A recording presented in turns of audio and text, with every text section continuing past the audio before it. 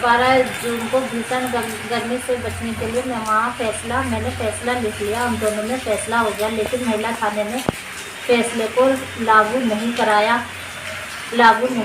एक हफ्ते बाद मैं फिर महिला थाने पहुंची, जहां मैंने बड़ी मैडम से बात की तो उन्होंने कहा तुम नई तहरीर लिख कर दो, हम तुम्हारे सास को बुलवाएंगे और आरोपियों को जेल भिजवाएंगे। लेकिन मैंने 18 जून को नई तहरीर महिला थाने को लिख कर दी, जिस पर एक हफ्ते बाद भी कोई मुकदमा दर्ज नहीं हुआ। मैंने 28 जून को मेरे पास महिला थाने से कॉल आया, जिस पर बड़ी मैडम ने कुछ जानकारी मेरे से ली, जो मैंने दी, जहां मेरी सास पहले से ही मौजूद थी।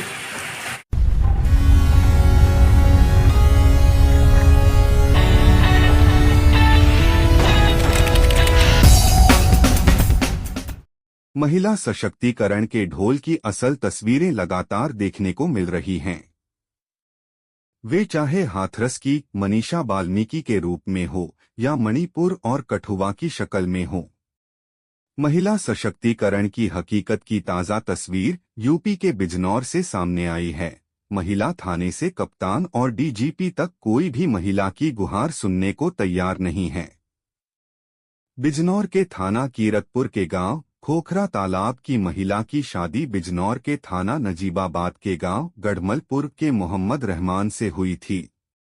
आरोप है कि शादी के कुछ ही दिन बाद से ससुराल वाले तरह तरह से परेशान करते आ रहे हैं। आरोप है कि अब पति भी अपने परिवार के साथ मिलकर महिला को तलाक देने की कोशिश में है। फिलहाल पति सऊदी अरब में है। महिला अपने 3 साल के बेटे के साथ रह रही है। पति खर्चा नहीं दे रहा है। सास ने महिला के कमरे की बिजली और पानी काट दिया है। मैं 3 साल के बच्चे के साथ महिला भूखों की मार झेल रही है। मीडिया से बात करते हुए महिला ने अपनी पीड़ा बताई। मेरे पति सऊदी अरब में काम करते हैं। मेरे जेठ, देवर, सास, जेठानी मुझे पसंद नहीं करते, जो मेरे पति से मुझे तलाक दिलाना चाहते हैं। जनवरी में मेरे पति और ससुराल वालों ने मेरे साथ मारपीट करके मुझे घर से निकाल दिया था, जिस पे मैंने महिला थाने में शिकायत दर्ज की थी। 3 जनवरी को महिला थाने में मेरे पति और ससुराल वालों ने फैसला कर लिया था और मेरे पति कमरे में दीवार कर मुझे घर ले आए थे और घर ले आए। इसके बाद वो काम करने सऊदी अरब चले गए। मैं अपने 3 साल के बच्चे के साथ घर में अकेली रहती हूँ। मेरे देवर सलमान फरहान और राजा इकरार छत से आए। मैं छत पर से आए मेरे कमरे में घुस गया और मेरे साथ बदतमीजी की और मैंने उनका विरोध किया तो मेरे साथ गंदी गाली बदतमीजी करने लगे और मेरी सैमसंग के एलईडी जबरन उतार कर ले गए, जिसकी तहरीर मैंने नजरबाद थाने में दी, जहां पर कोई कार्रवाई नहीं हुई।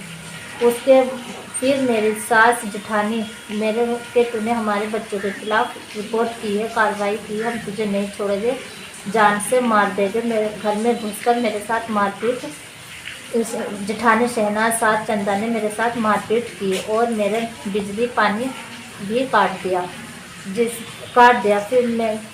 जिसकी मैंने 3 जून को पुलिस अध्यक्ष में प्रार्थना पत्र दिया।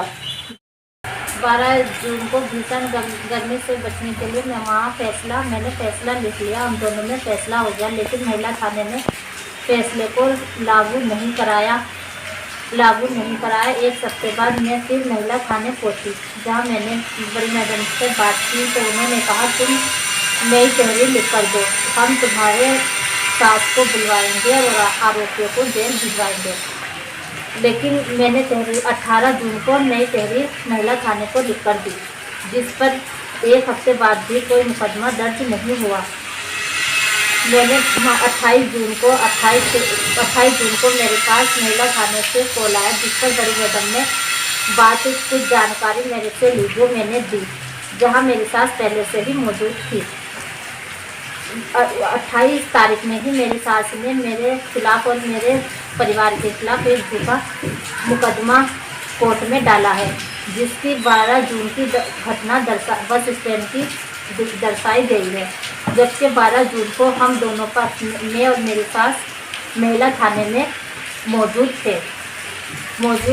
इस झूठे मुकदमे में महिला थाने की भी साजिश है।